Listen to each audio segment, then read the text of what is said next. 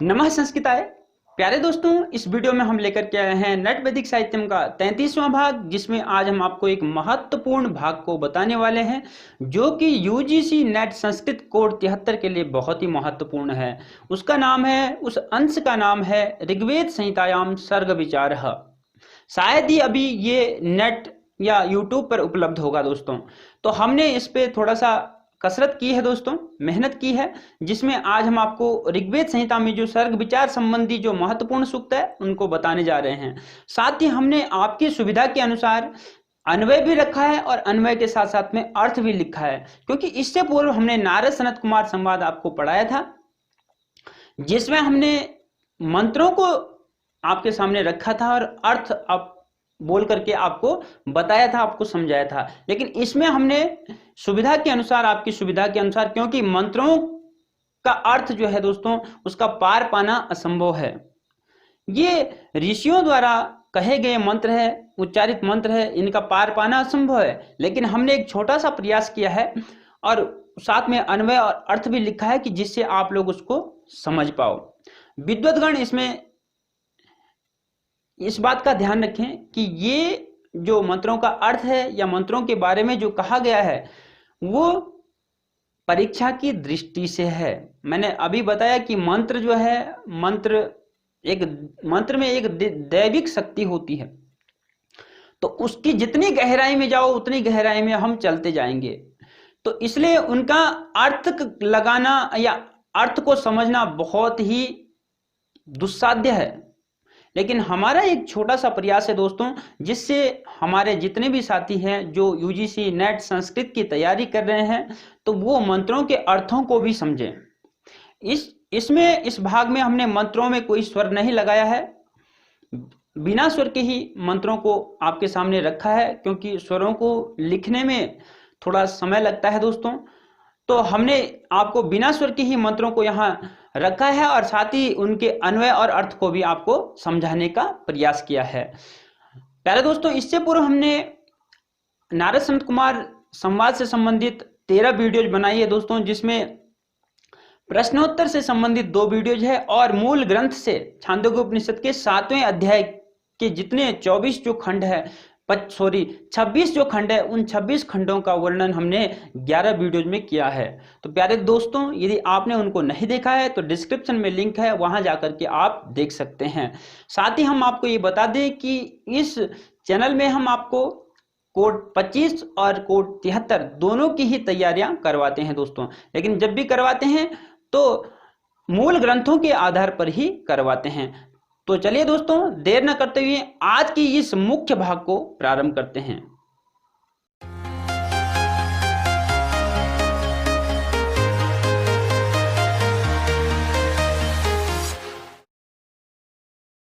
ऋग्वेद संहितायाम सर्ग विचारः।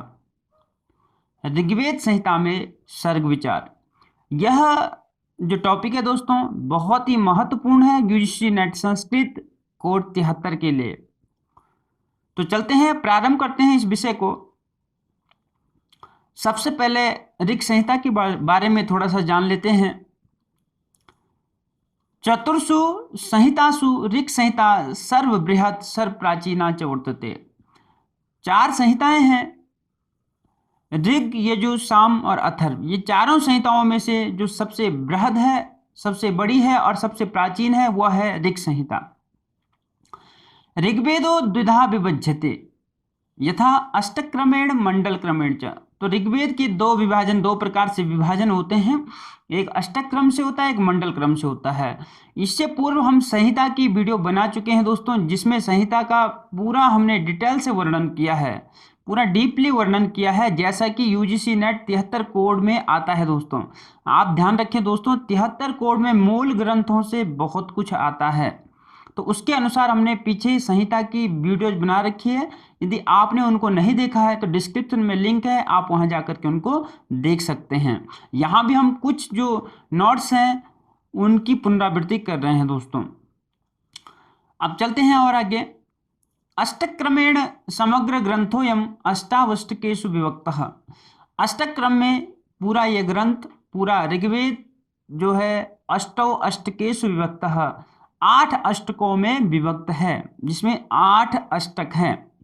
प्रत्येकम अष्टकेषु अष्टो अध्याया विद्यन्ते, और प्रत्येक अष्टक में कितने हैं? 8 अध्याय हैं। ये आहत्य चतुष्षष्टि अध्यायाः भवन्ति, जो मिला करके कितने? 64 अध्याय होते हैं। तो हर अध्याय में, हर अष्टक में 8-8 अध्याय हैं, इसलिए उन्हें अष्टक भी कहा जाता है। तो मिला करके टोटल कितने हुए? 64 अध्याय पूरे ऋग्वेद में हुए। प्रत्येकम अध्यायानाम अवान्तर भेदः वर्ग नामना व्यपदिश्यते, और प्रत्येक अध्याय का अवान्तर भेद भी है, जिसको वर्ग के नाम से जानते हैं। चलिए और आगे चलते हैं। वर्गाणाम संख्या षडधिक द्विसहस्रम विद्यते, वर्गों की संख्या जो है वो 2006 है दोस्तों। मंडल क्रमेण ग्रंथोयम 10 मंडलेषु विभज्यते, तदेव ऋग्वेदः 10 तयी इत्युच्यते। मंडल क्रम में इसमें क्या है? यह ग्रंथ 10 मंडलों में विभाजित है, इसीलिए ऋग्वेद को 10 तयी भी कहा जाता है, क्योंकि इसमें 10 मंडल है। संपूर्णे ऋग्वेदे 85 अनुवाकाः सप्तदशाधिकैकसहस्रं च सूक्तानि सन्ति। पूरे ऋग्वेद में 85 अनुवाक हैं, 85 अनुवाक हैं और 1017 सूक्त हैं दोस्तों। और आगे चलते हैं। एतान अतिरिच्य अष्टम मंडले एकादश बालखिल्य सूक्तान्यपि सन्ति, एवं आहत्य 1028 सूक्तानि विद्यन्ते ऋग्वेदे। इस बात का आप ध्यान रखें कि 1017 मूल रूप से जो सूक्त हैं वो 1017 हैं, लेकिन 8वें मंडल में 11 बालखिल्य सूक्त हैं, उनको जोड़ करके 1028 होते हैं। कई महापुरुष, कई विद्वान साथी जैसे ही हमने 1017 बोला तो उनको लगा कि ये गलत बता रहा है, तो इस बात का आप विशेष ध्यान दें कि 1017 मूल रूप से है, जो बालखिल्य सूक्त हैं वो 11 है, उनको मिलाकर के ही 1028 सूक्त होते हैं। तो कई बार ये प्रश्न आ भी चुका है यूजीसी नेट संस्कृत कोड 73 में कि बालखिल्य सूक्तानि विद्यन्ते, तो वहां अष्टम मंडले, नवम मंडले, इस तरीके से आपके पास ऑप्शन आते हैं। तो इस बात का आप विशेष ध्यान दें, 11 बालखिल्य सूक्त हैं, तो टोटल मिलाकर के तब जाके 1028 सूक्त होते हैं। और ये भी प्रश्न आ रखा है कि बालखिल्य सूक्तान अतिरिच्य, ये विहाय बालखिल्य सूक्तों को छोड़ करके कितने सूक्त हैं, तो इसलिए ये बताना आपके लिए बहुत जरूरी था दोस्तों। चलेंगे और आगे। बालखिल्य सूक्तेषु 80 मंत्राः सन्ति, और बालखिल्य जो सूक्त है उनमें कितने मंत्र है? 80 मंत्र है। बहुत इंपॉर्टेंट प्रश्न है दोस्तों ये भी। चलते हैं और आगे। ऋग्वैदिक सूक्तेषु मंत्राणाम संख्या 10,580, सही 1/4 इतनी है। मंत्रेषु शब्दानाम संख्या 4,32,000 विद्यन्ते, मंत्रों में शब्दों की संख्या कितनी है? 4,32,000, अर्थात 32 अधिक सहस्रम चतुर्लक्षम। तो यहां पर जो है 4,32,000 क्या है? शब्दों की संख्या है ऋग्वैदिक सूक्त में, और मंत्रों की संख्या है 10,580.25 भी आता है, 1/4 भी आता है। तो इस बात का आप ध्यान रखें। ऋग्वेद संहितायाम विश्वकर्मा हिरण्यगर्भ नासदीय पुरुषादि सूक्तानि सर्ग विचार संबद्धानि सन्ति। ये ऊपर तो ऋग्वेद का थोड़ा सा परिचय था, पूरा परिचय आप पीछे वीडियो में देखें, जहां हमने भाग 1, 2, 3 में जो है संहिता के बारे में ही पूरा एक एक बारीक बारीक टॉपिक को उसमें रखा है दोस्तों। उन वीडियो को आप जरूर देखें यदि आपको संहिता की डीपली नॉलेज, उपनिषद की, आरण्यक की, ब्राह्मण ग्रंथों की, और शायद आपने देखा भी होगा। तो ऋग्वेद संहिता में विश्वकर्मा, हिरण्यगर्भ, नासदीय, पुरुष आदि सूक्त, वैसे तो कई सारे सूक्त हैं कि जो सर्ग विचार संबंध अपने मतों को रखते हैं, लेकिन जो प्रमुखतया है उनको हम आपको बताएंगे दोस्तों। तो सर्ग विचार संबंध से विश्वकर्मा, हिरण्यगर्भ, नासदीय और पुरुष, ये जो है ये 4 सूक्त बहुत महत्वपूर्ण है। सर्ग विचारो अर्थात सृष्टि उत्पत्ति विषयक विचार। सर्ग विचार मतलब है कि सृष्टि की उत्पत्ति विषयक विचार, कि सृष्टि की उत्पत्ति के बारे में ऋग्वेद में क्या क्या कहा गया है। तो पूरे ऋग्वेद में सृष्टि उत्पत्ति का वर्णन है, लेकिन उससे महत्वपूर्ण जो 4 सूक्त है उनके बारे में आपको बताएंगे, और चारों सूक्तों को हम आपको डीपली पढ़ाएंगे दोस्तों, अर्थात मूल ग्रंथों के आधार पर पढ़ाएंगे। कारण यह कि अगर आपको 73 कोड की परीक्षा देनी है तो आपको मूल ग्रंथों से ही पढ़ना पड़ेगा और डीपली पढ़ना पड़ेगा, क्योंकि मूल ग्रंथों से जैसे के तैसे मंत्र वहां दिए जाते हैं। यह मंत्र किस सूक्त से है, यह मंत्र किससे संबद्ध है, तो इस तरीके से प्रश्न आते हैं। इसलिए आपको इनको चारों सूक्तों को अच्छे ढंग से पढ़ना पड़ेगा। तो और आगे चलते हैं। विचारस्तोयम अति विस्तृतः परमत्र केवलम सृष्टि उत्पत्ति विषयक प्रमुख सूक्तानां समंत्र सान्वयार्थ विवरणम प्रदीयते। यह विचार बहुत बड़ा है, अर्थात पूरे ऋग्वेद में कहीं ना कहीं हर सूक्त में इनसे संबंधित कुछ ना कुछ आया है, परंतु यहाँ केवल हम जो है सृष्टि उत्पत्ति विषयक जो प्रमुख सूक्त है उनका समंत्र मंत्रों के साथ में और अन्वय अर्थ के साथ में विवरण दे रहे हैं। तो चलिए दोस्तों आगे चलते हैं और प्रारंभ करते हैं। सबसे पहले हम किसको, विश्वकर्मा सूक्त को।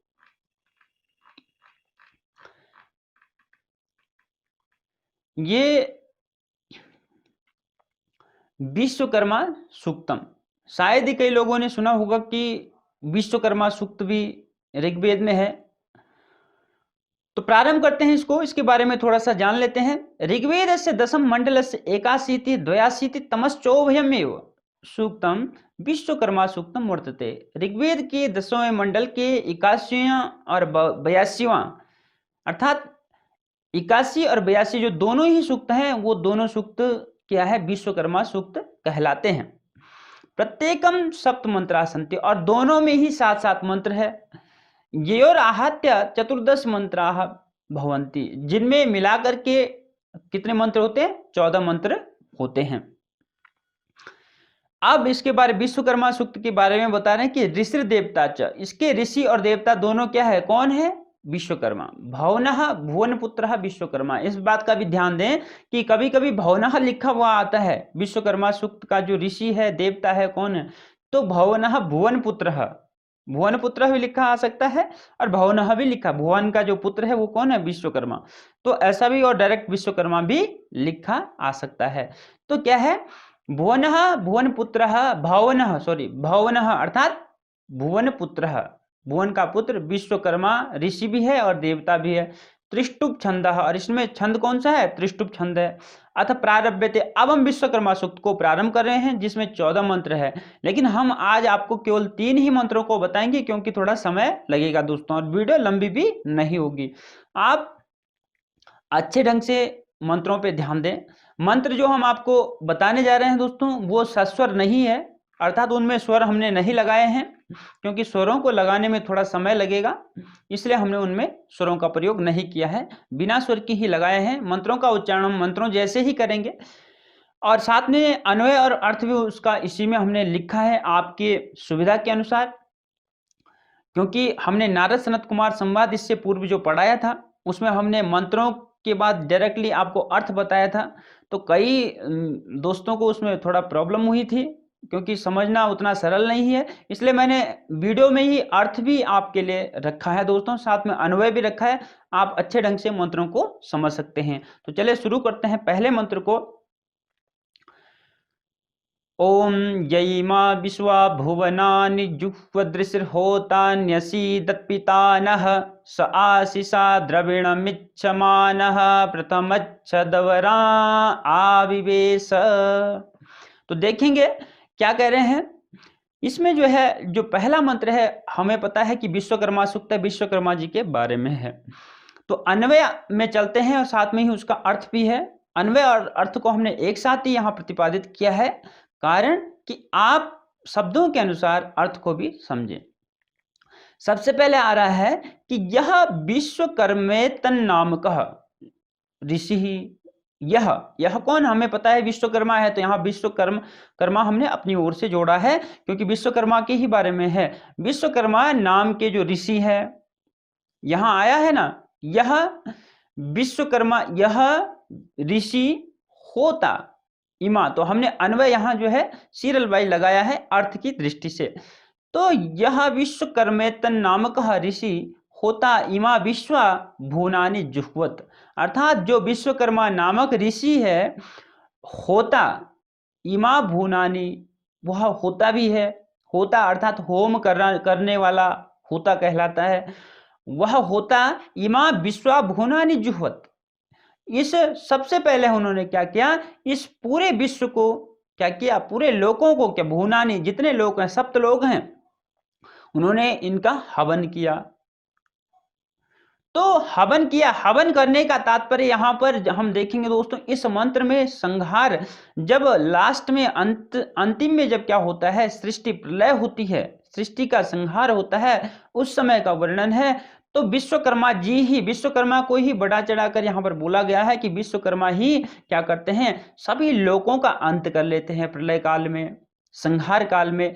तो वही बता रहे हैं, सभी लोगों का हवन करके न्यसीदत, न्यसीदत अर्थात पश्चात वो क्या करते हैं, स्वयं भी उस हवन में क्या हो जाते हैं, विलीन हो जाते हैं, बैठ जाते हैं, पश्चात स्वयं को भी अग्नि में हवन करके विराजते हैं।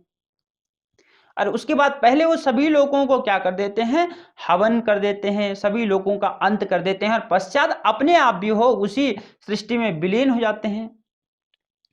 वह पिता नह पिता अर्थात नह हम सबके, नह मतलब होता है हम सबका, तो हम सबके क्या है, वो पिता, हम सबके पिता है, क्योंकि वही उनको ही सृष्टि उत्पत्ति करता माना गया है और सृष्टि प्रलय करता भी उन्हीं को माना गया है, इसलिए वो हम सबके पिता है।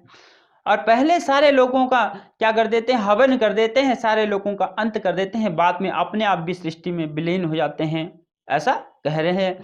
और आगे चलते हैं,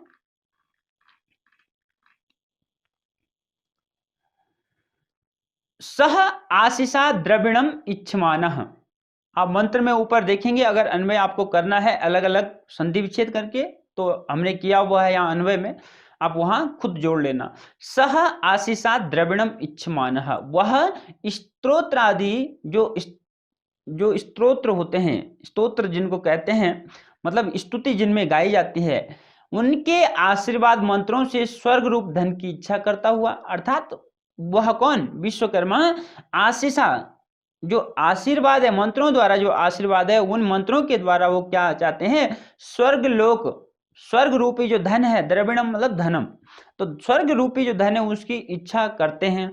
तो इच्छा करते हुए, इच्छमानः इच्छा करते हुए, प्रथमच्छत अवरान आविशेष आविवेश, अर्थात पहले सारे जगत को क्या करते हैं, ढक लेते हैं, और उसके बाद जो समीप वाले लोग हैं उनके साथ स्वयं भी क्या हो जाते हैं, अग्नि में प्रविष्ट हो जाते हैं। आविवेश अर्थात कहने का मतलब है, पहले पूरे संसार को वो व्याप्त कर लेते हैं अपने से, और उसके बाद वो क्या करते हैं, जितने लोग हैं सभी लोगों के साथ में अपने को भी अग्नि में प्रविष्ट कर लेते हैं, अर्थात पूरी सृष्टि का अंत कर लेते हैं, और स्वयं भी इस सृष्टि में ही प्रलय काल में विलीन हो जाते हैं। तो ये था आपका पहले मंत्र का अर्थ। तो सृष्टि के बारे में, सृष्टि की रचना के बारे में ध्यान देंगे दोस्तों, यहाँ पर सृष्टि का जो ये संहार है, पहले मंत्र में संहार का वर्णन है कि किस तरीके से विश्वकर्मा सृष्टि का क्या करता है, क्षय करता है, सृष्टि का संहार करता है, सृष्टि का प्रलय करता है, और स्वयं भी प्रलय होता है। तो यहाँ पर विश्वकर्मा को सबसे बड़ा माना गया है। अब चलते हैं दूसरे मंत्र में। ये सभी मंत्र बहुत महत्वपूर्ण है दोस्तों, कोई भी मंत्र आ सकता है और आ भी चुका है कई परीक्षाओं में, मैं बताऊंगा कौन सा मंत्र आ चुका है। ये दूसरा मंत्र आ चुका है दोस्तों, तो चलेंगे इसमें। ओम किम स्विदासीदधिष्ठानमारम्भणं कथमत्स्वित् कथासीत यतो भूमि जनयन विश्वकर्मा विद्या मौर्णोन्महिना विश्वचक्षाः। देखेंगे कि क्या कह रहे हैं कि किम स्वित आसीत अधिष्ठानम, अधिष्ठानम किम स्वित आसीत। अब कह रहे हैं जब विश्वकर्मा जी ने सृष्टि का प्रलय किया, तो हमें पता है कि एक चक्र जो है क्रमशः सृष्टि में चलता है, उस परमात्मा की दया से। वो क्रम क्या है? वो क्रम है कि जब सृष्टि का अंत होता है तो पुनः पुनः जो सृष्टि का सर्ग होता है, सृष्टि की रचना होती है। तो अब इस श्लोक में, इस मंत्र में जो है सृष्टि की रचना के बारे में पूछ रहे हैं, प्रश्न है ये। तो क्या कह रहे हैं? अधिष्ठानम किम स्वित आसीत, कि जब विश्वकर्मा जी ने सृष्टि की रचना की थी तो उस समय उनका जो आश्रय था, किस आश्रय भूत उन्होंने सृष्टि की रचना की, वो आश्रय क्या था और कैसा था? जैसे यदि उदाहरण के स्वरूप देखें, जैसे घट और कुलाल जो होता है, कुलाल के द्वारा घट को हम बनाते हैं, कुमार घट को बनाता है। तो कुमार के लिए जब घट बनाता है तो क्या होता है, उसके लिए एक निश्चित कोई स्थान होता है जहां पे वो घड़ा बनाता है।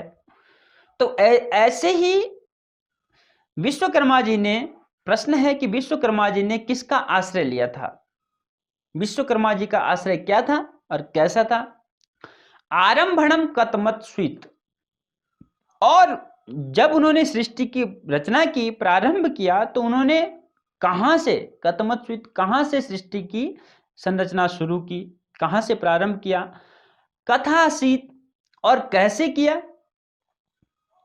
कि कथा वैदिक शब्दों का प्रयोग है यहां है, तो ध्यान देना दोस्तों। कथा आसीत, कैसे किया? यतः विश्वचक्षाः विश्वकर्मा भूमिम जनयन, जिस कारण से विश्व दृष्टा जो विश्वकर्मा है, विश्व को देखने वाले हैं, जब उन्होंने ही रचना की है तो पूरे विश्व को देखने वाले हैं। तो जिस कारण से विश्व दृष्टा विश्वकर्मा पृथ्वी अर्थात भूमि को उत्पन्न करता है, और द्याम महीना भी औरणत, संधि विच्छेदों पे भी ध्यान देंगे दोस्तों। और साथ ही उन्होंने आकाश को, द्याम यहां कहा गया आकाश के लिए, आकाश को अपने महान कार्यों, महीना के मतलब महान कार्यों से, महान कार्य जो थे उनके महान सामर्थ्य से क्या किया उन्होंने? निर्माण किया है। तो ऐसा कौन सा कारण रहा होगा जिससे उन्होंने जो है पूरी इस सृष्टि की, पृथ्वी का निर्माण किया, आकाश का निर्माण किया?